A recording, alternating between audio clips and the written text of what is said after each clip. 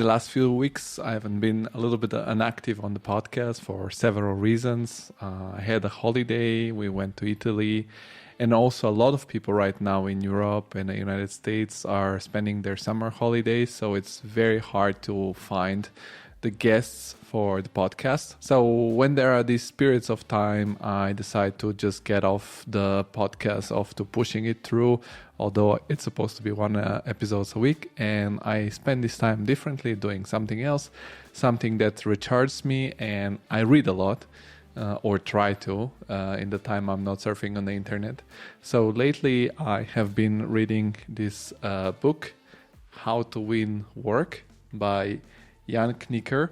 The subtitle is The Architect's Guide to Business Development and Marketing. Knikker is a partner at the very famous Dutch architecture office MVRDV. Before that, he has been working for over a decade at OMAs. And the most interesting part of this book and about the author of the book is that Knikker actually is not an architect. He's educated in literature, journalism, communication, PR, and marketing. And that is what he does. He's focused on the marketing and communication, on the strategy of the company. And the book, it's about exactly that, how to win work. I've talked to now a lot of architects, and I'm an architect myself. And the misconceptions of everyone is that to start a business, you have to do competitions and win a competition eventually, and then start your own business. Well, this is true for a lot of cases, but it's also very risky. And that's what the book tries to explain. So I'm going to give you a few facts about the book. The book, it's not that cheap.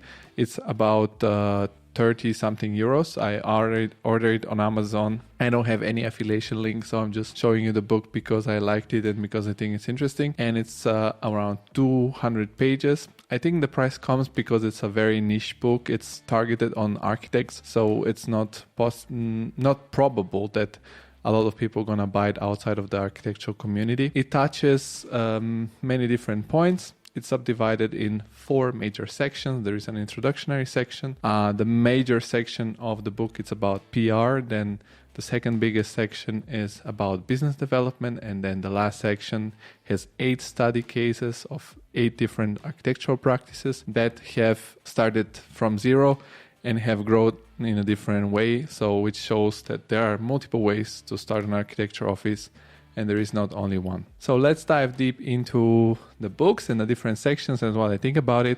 But before that, if you haven't subscribed to the channel, now might be the right moment to press that subscribe button, to like the video. And after you have heard more about the book, you can comment with your own opinions about starting a business and the business of architecture in general. So please try to be active. Also like the videos.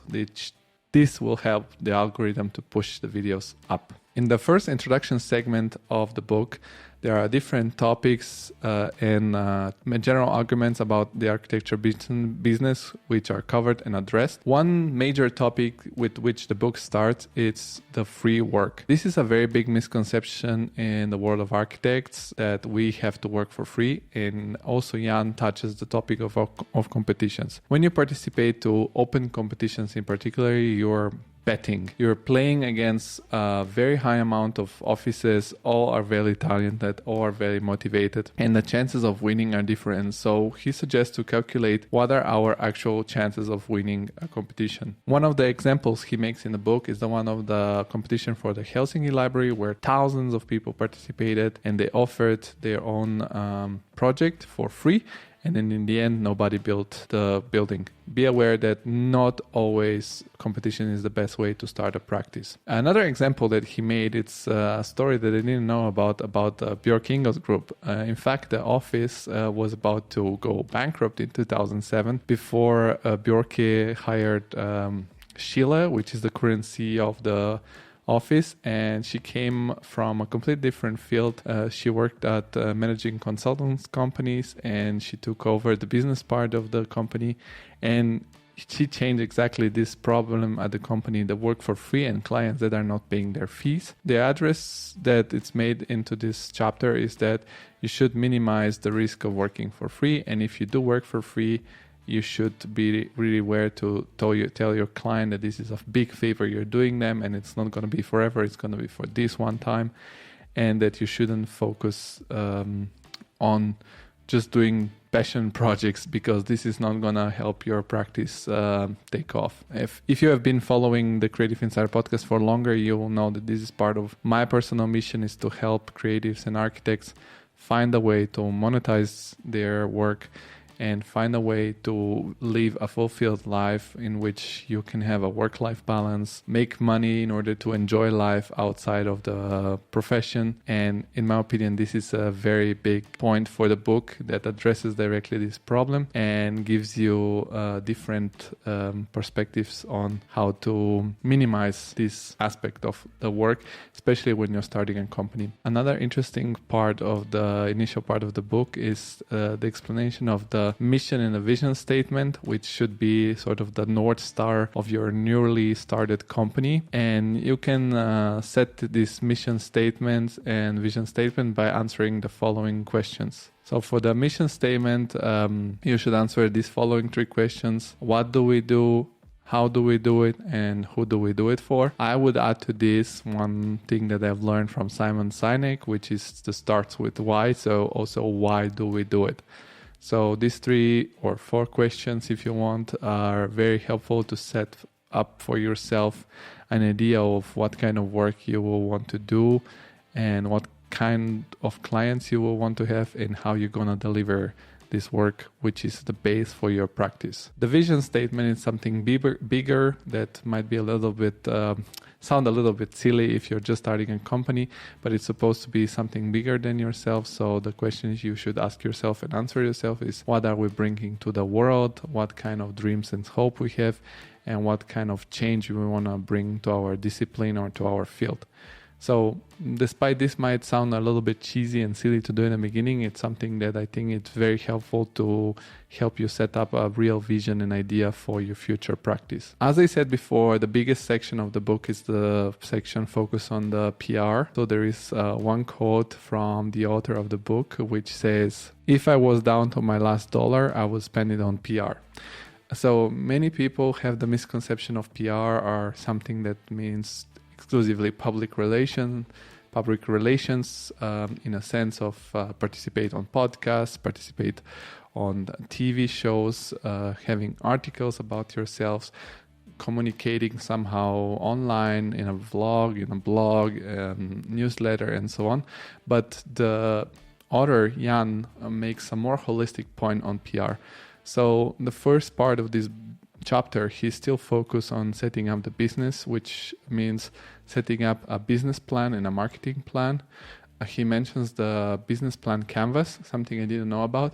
This is sort of a layout that you can find for free online as a PDF. I'll let you have some links in the description of this video to find it. It's a canvas you have to fill. I think there are 9 points in order to set up the different aspects of how your company gonna work, and based on that you can set up also a marketing plan. The thing goes more in depth into the book, so if you have any other question, comment below or get in touch with me on Instagram or LinkedIn or whatever, and I'll explain further on how it works, or try to explain, or contact directly Jan if you are not so much trusting me, which is another thing about setting first a strategy before shooting your ammunitions, which means like don't start with a competition, but try to think a bit more strategically, make a plan, make a strategy, and then execute it afterwards.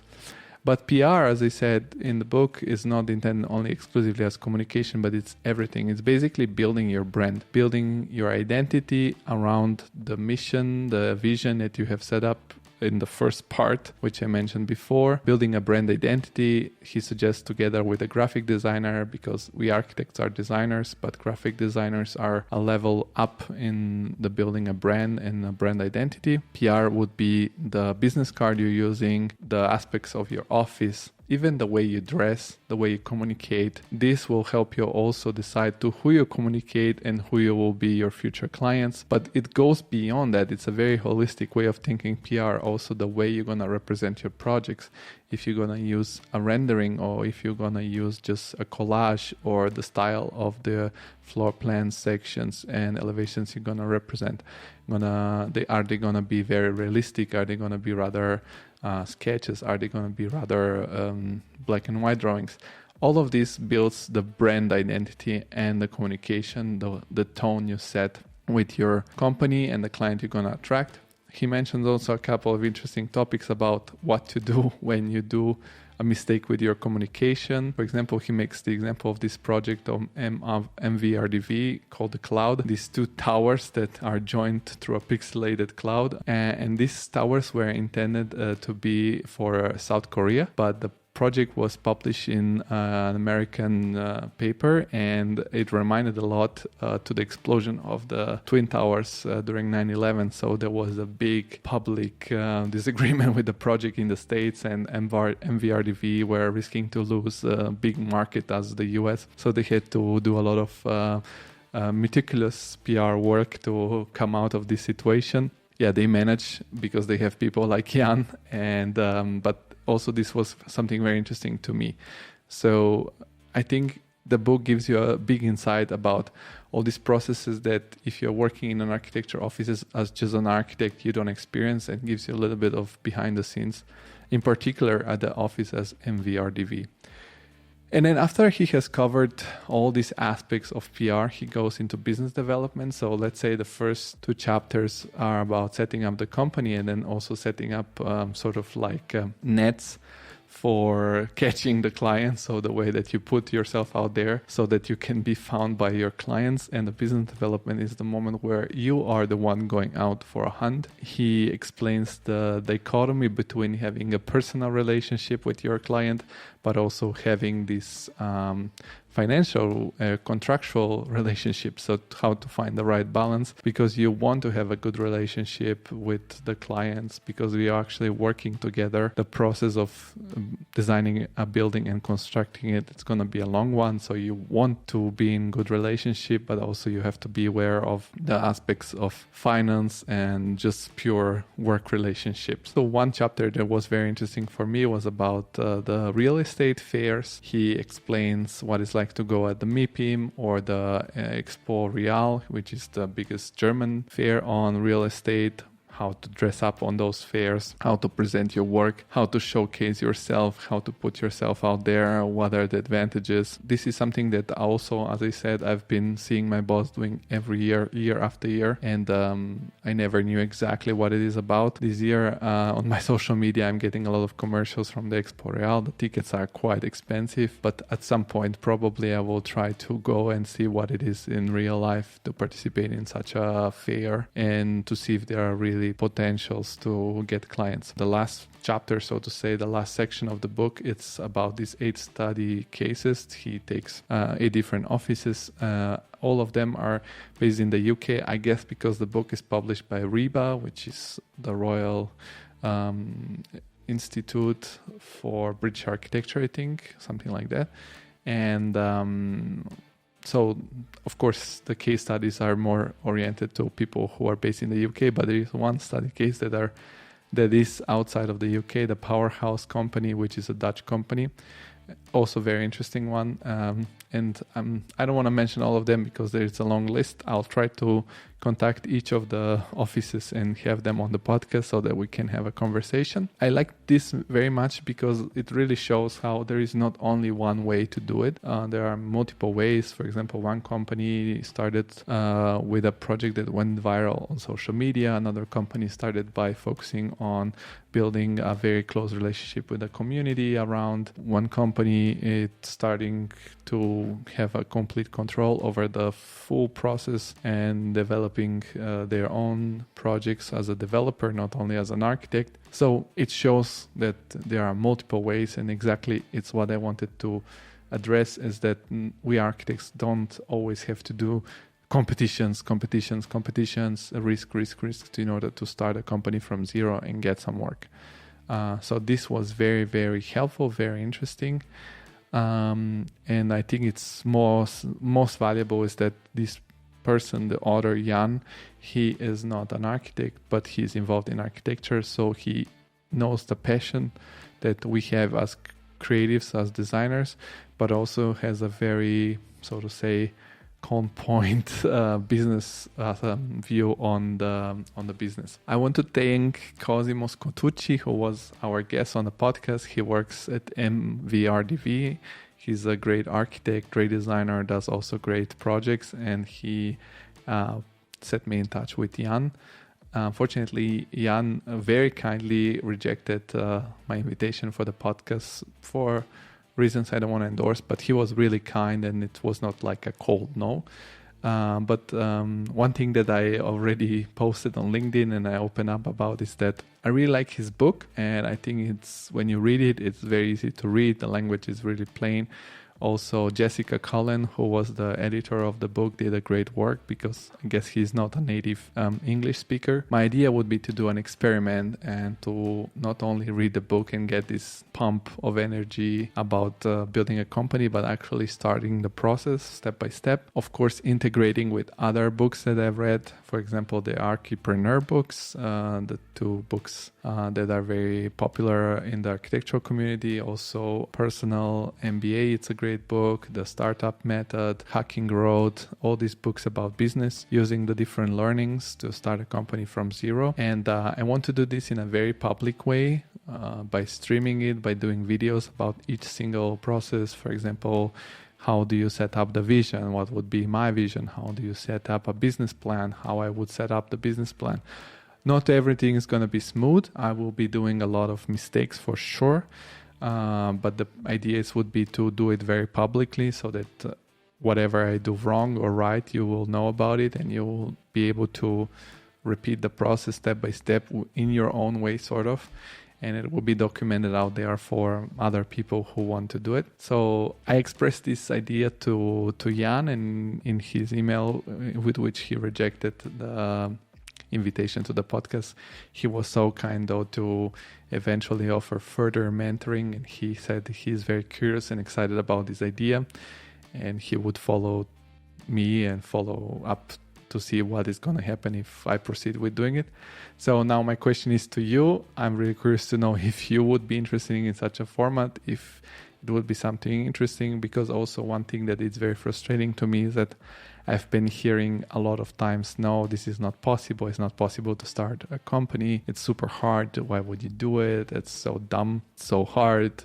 There is no chance. So I think we millennials and Gen Zs, if you're Gen Z, we're more positive about these topics. So I'm really curious to know if you would be interested in such a format to follow up, to do it. And if you are, drop me a comment or write on Instagram at TCI Podcast, or on LinkedIn. You'll find me by searching my name, Georgi Lechtarski. Let me know if you would like me to do it, if you would like me to do it all live stream, or if I should first do the things and record videos. Maybe a live stream will be very boring, or maybe both. I do a live stream and then I do a concentrated video for the people who are impatient and don't want to follow these things. So I'm really curious, about this. I really suggest you this book again, How to Win Work by Jan Knikker. I've no whatever affiliation, or I'm not getting any money, so I'm just doing it because I like the book. Let me know in the comments your opinion about my idea and about starting a company from zero by following advices from this book and others. So thank you very much for listening. Soon we'll be back with new guests. We're working on very exciting guests from major offices. So stay tuned, subscribe, share this video, like it so that other can be reached. And thank you very much again for listening to The Creative Insider and watching it if you're on YouTube. Bye-bye.